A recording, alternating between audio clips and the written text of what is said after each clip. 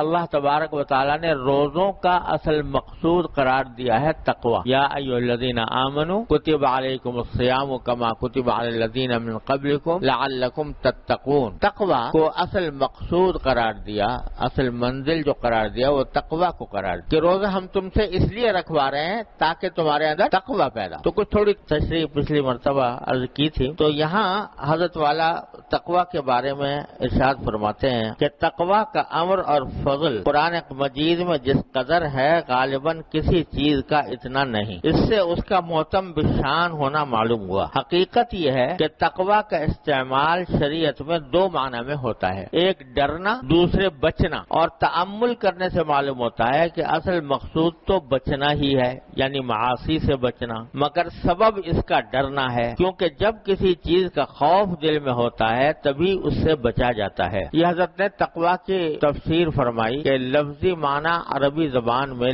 اگر اس لفظ کے معنی دیکھے جائیں ڈکشنری میں تو دو معنی نظر آتے ہیں، ایک ڈرنا اور ایک بچنا، یعنی کسی ایسی چیز سے بچنا جو انسان کے لیے نقصان دہ ہو، تکلیف دہ ہو، اس سے بچنا. حدیث میں آتا ہے اتقوا النار ولو بشق تمرہ، آگ سے بچو، جہنم سے بچو، چاہے کھجور کی ایک قاش کسی کو دے کر صدقہ کر کے اس کے ذریعے جہنم سے بچاؤ، اختیار کو بچو. اور اگر یوں کہا جائے تو بھی بیجا نہیں ہوگا کہ بچنے کی غرض سے ڈرنا، یعنی کسی چیز سے ڈر اس لیے ہو رہا ہے کہ اگر میں احتیاط نہیں کروں گا تو اس تکلیف میں مبتلا ہو جاؤں گا یا اس پریشانی میں مبتلا ہو جاؤں گا. تو بچنے کے لیے ڈرنا، تو ڈرنے اور بچنے کے درمیان اس کا مفہوم ہے جو حضرت والا نے بیان فرمایا. اور حاصل اس کا یہ ہے کہ آدمی کے دل میں یہ فکر پیدا ہو جائے، یہ فکر پیدا ہو جائے کہ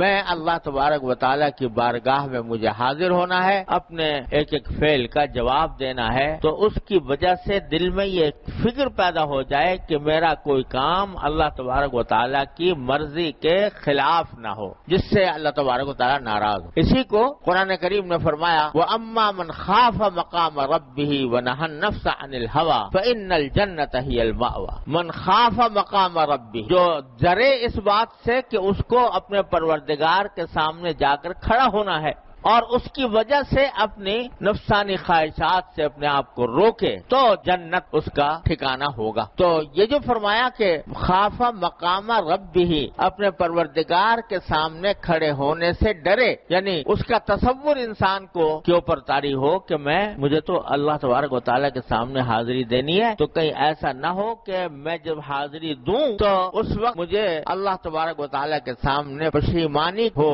اور اپنے کسی عمل کے اوپر مجھے ندامت ہو، پریشانی لاحق ہو کہ مجھے اب اس عمل کا کیا جواب دینا ہو، میں کیا جواب دوں گا اللہ تبارک و تعالیٰ.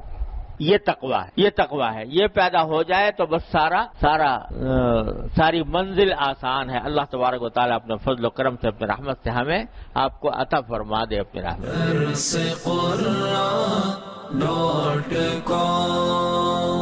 www.darsequran.com